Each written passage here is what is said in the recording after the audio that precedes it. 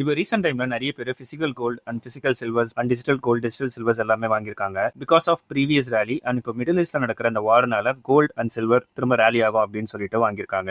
ஆனா இப்போ gold silver market ஒன்றும் பெருசா ரேலி ஆகல, ஒரு ரேஞ்ச் குள்ளேயே தான் ஸ்டக் ஆயிருக்கு. இந்த வீடியோல நீங்க வாங்கின பிசிக்கல் கோல்டை நீங்க ஹோல்ட் பண்ணலாமா செல் பண்ணலாமா கிளியர் அண்ட் டீடைல்டா உங்களுக்கு எக்ஸ்பிளைன் பண்றேன். அண்ட் கமாடிட்டிஸ் ட்ரேட் பண்ணிட்டு இருந்தீங்க அப்படின்னு சொன்னா உங்களுக்குமே இம்பார்ட்டன்டான பாயிண்ட் ஒன்று இருக்கு, அதையுமே இந்த வீடியோ நான் கவர் பண்றேன். ஃபர்ஸ்ட் ஜென்ரல் ஆடியன்ஸ் பண்ற ஒரு மிஸ்டேக் குயிக் அண்டர்ஸ்டாண்ட் பண்ணிக்கலாம், சோ தட் நீங்க ஃபியூச்சர்ல அகைன் இந்த மாதிரி மிஸ்டேக் பண்ண மாட்டீங்க. இப்போ போயிட்டு இருக்க இந்த ஜியோபொலிட்டிக்கல் டென்ஷன் எஸ்பெஷலி இந்த வார் சிச்சுவேஷன்ல நிறைய பேர் கோல்ட் அண்ட் சில்வர் வாங்குறாங்க. வை இட்ஸ் பிகாஸ் இது சேஃப் ஹெவன் அப்படின்னு சொல்லிட்டு தான் இப்போ நியூஸ் அண்ட் மீடியால எல்லாத்தையுமே சொல்லியிருக்காங்க. இப்படிதான் பாஸ்ட்லயே நடந்திருக்கு. ஏதாவது ப்ராப்ளம் வருது அப்படின்னு சொன்னா கோல்ட் அண்ட் சில்வர் ஏறும், சோ அதனால இப்போ எல்லாருமே கோல்ட் அண்ட் சில்வரை வாங்கியிருக்காங்க. பட் இதுதான் பெரிய தப்பு இந்த சிச்சுவேஷன்ல. Why it's because big investors, அதாவது பெரிய இன்ஸ்டிடியூஷனல்ஸ் எல்லாருமே இப்படி டைரக்டா கோல்ட வாங்க மாட்டாங்க. அவங்க குளோபல் டேட்டாவை ஃபர்ஸ்ட் செக் பண்ணுவாங்க பிஃபோர் தே இன்வெஸ்ட். ஒரு வாட்டியுமே ஜியோபாலிட்டிக்கல் டென்ஷன் ரைஸ் ஆகும் போதோ ஆரல்ஸ் ஏதாவது பெரிய கிரைசிஸ் வரும்போதோ அந்த சமயத்துல எந்த விஷயத்துக்கு நிறைய டிமாண்ட் இருக்கு அப்படின்றத செக் பண்ணிட்டு தான் அவங்க, அதாவது அந்த பிக் இன்வெஸ்டர்ஸ் அவங்களுடைய மணியை அதுல பார்க் பண்ணுவாங்க. உங்களுக்கு இன்னும் கிளியரா சொல்லலாம் அப்படின்னு சொன்னா இப்ப இருக்க கரண்ட் சிச்சுவேஷன், இப்போ மிடில் ஈஸ்ட்ல போயிட்டு இருக்க இந்த கான்ஃபிளிக்ட்னால என்ன விஷயம் நடந்திருக்கு அப்படின்னு பாத்தீங்கன்னா global வைஸ்ல crude ஆயிலுடைய supply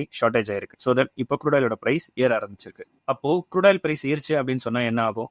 petrol and diesel price ஏறிச்சு அப்படின்னு சொன்னா டிரான்ஸ்போர்டேஷன்ல அது ரிஃப்ளெக்ட் ஆகும். அப்படி நடந்ததுன்னு சொன்னா அது மூலமா டிரான்ஸ்போர்ட் ஆகிற பொருட்களுடைய விலை பயங்கரமா ஏறிடும். இதுக்கு பேர் தான் இன்ஃபிளேஷன். சோ the பெரிய ப்ராப்ளம் இப்போ இங்க என்ன அப்படின்னு பாத்தீங்கன்னா இந்த இன்ஃபிளேஷன் தான் கோல்டோடைய மிகப்பெரிய எனிமி. ஹென்ஸ் ஸ்மார்ட் மணின்னு சொல்லப்படுற அந்த பிக் இன்வெஸ்டர் இந்த கோல்ட் அண்ட் சில்வர்ல இப்ப பெருசா அவங்களோட ஃபண்டை ஷிஃப்ட் பண்ணல. சோ இந்த மாதிரியான அந்த மைக்ரோ டேட்டாஸை நம்ம செக் பண்ணாதனால தான் நம்ம இந்த மாதிரியான மிஸ்டேக்ஸ் பண்றோம். சோ இப்போ உங்களுக்கு ஜெனரல் ஆடியன்ஸ் பண்ற மிஸ்டேக் என்ன அப்படின்றது புரிஞ்சிருக்கும். இப்போ இன்னொரு இம்பார்ட்டன்டான டேட்டா பார்த்துடலாம். இன்னைக்கு இப்போ பிப்ரவரி மந்தோட யூஎஸோட கன்சூமர் பிரைஸ் இண்டெக்ஸ் டேட்டா வந்திருக்கு. அதாவது யூஎஸ்ல அந்த இன்ஃபிளேஷன் அப்படின்றது எந்த அளவுக்கு இருக்கு, எங்க ஏறி இருக்கா இறங்கி இருக்கா அப்படின்ற காட்டுற அந்த மெஷர்மெண்ட் தான் இந்த டேட்டா. அது இப்போ 2.4% வந்திருக்கு.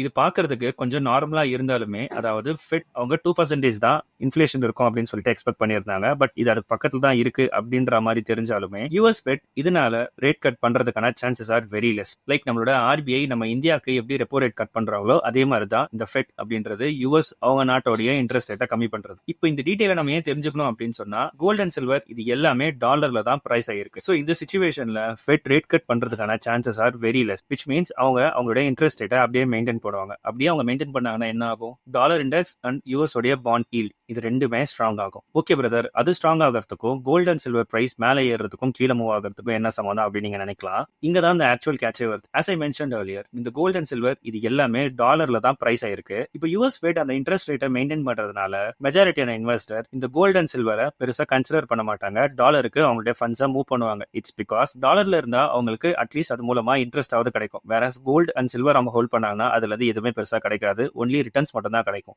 At the same time dollar value இப்படி இன்க்ரீஸ் ஆயிட்டே போச்சு ஆர் எல்ஸ் ஸ்டேபிள் ஆயிட்டே இருந்தது அப்படின்னு சொன்னா majority of the people gold and சில்வரை வாங்குறதுக்கு ஹெசிடேட் பண்ணுவாங்க. இட்ஸ் பிகாஸ் அதோட பிரைஸ் இப்போ எக்ஸ்பென்சிவா தெரியும். ஸோ இந்த வார் சிச்சுவேஷன் என்னதான் இன்டென்ஸ் ஆயிட்டே போனாலுமே டாலர் ஸ்ட்ராங்கா மெயின்டைன் ஆகிற வரைக்குமே இந்த கோல்ட் அண்ட் சில்வர் பெருசா மேல ரேலி ஆகிறதுக்கான chances are very less. So இப்போ உங்களுக்கு ஓவராலா கிளியரா ஒரு ஐடியா கிடைச்சிருக்கும் நம்ம என்ன மிஸ்டேக் பண்ணோம், நம்ம என்ன நெக்ஸ்ட் டைம் பார்க்கணும் அப்படின்னு சொல்லிட்டு. இப்போ கோல்ட் அண்ட் சில்வர்ல இன்வெஸ்ட் பண்ணி வச்சிருக்கவங்க நீங்க என்ன பண்ணணும்? Let me explain. Panic selling தயவு செஞ்சு பண்ணாதீங்க. வை இட்ஸ் பிகாஸ் இப்போ எப்படியும் கோல்டு ஏற போறது இல்லைன்னு தெரிஞ்ச உடனே பயந்து நிறைய பேர் பேனிக் செல்லிங் பண்ணுவாங்க. அது பண்ணாதீங்க. இந்த கோல்டு அப்படின்றது ஒரு நல்ல ஹெட்ஜிங்கான ஒரு சூப்பரான மெட். இன்கேஸ் இந்த மாதிரியான வார் சிச்சுவேஷன்ல கோல்டு கண்டிப்பா ஏறும். இந்த சிச்சுவேஷன்ல ஏறல, but majority of the time ஏறி இருக்கு. ஸோ அதை ஞாபகம் வச்சுக்கோங்க. இப்போ நடக்கிறது இட்ஸ் டிஃபரெண்ட் ஸ்டோரி. அதுதான் இந்த வீடியோ நான் இப்போ எக்ஸ்பிளைன் பண்ணியிருந்தேன். அண்ட் இந்த சிச்சுவேஷன்ல லம்சமா போயிட்டு ஹை பிரைஸ்ல கோல்டை வாங்காதீங்க. பிகாஸ் மார்க்கெட் இப்போ ஓவர் பாட் அப்படின்ற அந்த ஜோன்ல இருக்கு அண்ட் டாலர் இப்போ வரைக்குமே ஸ்ட்ராங்காவே இருக்கிறதுனால ஸோ அந்த ரேலி நடக்கிறதுக்கான chances are very less right now. அதாவது அந்த கோல்டு தொடர்ந்து மேலே ஏறிட்டே இருந்தது இல்லைங்களா ப்ரீவியஸா, அந்த மாதிரி இப்ப நடக்கிறதுக்கான சான்சஸ் ஆர் வெரி லெஸ். நான் என்னுடைய ஸ்ட்ராட்டஜி சொல்றேன். I am going to buy only on the deep dips, அதாவது ரொம்ப ஸ்ட்ராங்கான கரெக்ஷன் இருக்கும் இல்லைங்களா, அந்த மாதிரி சிச்சுவேஷன்ல மட்டும்தான் நான் கொஞ்சம் கொஞ்சமா அக்யூமுலேட் பண்ண போறேன். அண்ட் இப்போ இருக்கிற சிச்சுவேஷன்ல டாப்ல வாங்குறத அவாய்ட் பண்ணிக்கோங்க. பிகாஸ் ஆஸ் ஐ மென்ஷன் இப்போ இது ஓவர் பாண்ட் ஜோன்ல இருக்கு. ஸோ கையில கேஷ் வச்சுக்கோங்க. கரெக்ஷன்ஸ் வரும்போது மட்டும் அக்யூமுலேட் பண்ணுங்க. At the same time maximum நீங்க எவ்வளவு ஹோல்ட் பண்ணலாம் அப்படின்னு சொன்னா ஓவராலா 20% மேல கோல்ட் அண்ட் சில்வருக்கு நீங்க உங்களோட போர்ட்ஃபோலியோல அலோகேட் பண்ணாதீங்க. ஏன்னா அது மூலமா உங்களுக்கு பெருசா எந்த ஒரு ரிட்டர்ன்ஸ் கிடைக்காது.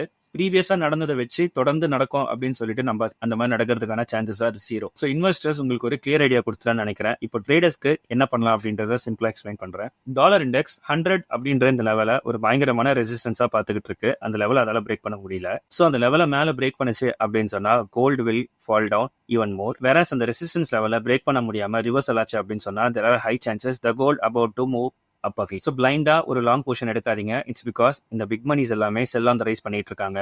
அண்ட் மோஸ்ட் இம்பார்ட்டன்ட்லி இந்த டேட்டா வந்ததுனால ரெண்டு சைடுமே ஹெவி வாலட்டிலிட்டி இருக்கும். ஸோ உங்களுடைய ஸ்டாப் லாஸ் ஹிட் ஆகிறதுக்கான chances are very high. Be aware. இந்த மாதிரி நிறைய விஷயங்கள் இன்னும் டிஸ்கஸ் பண்ண வேண்டியது இருக்கு. Subscribe and stay connect.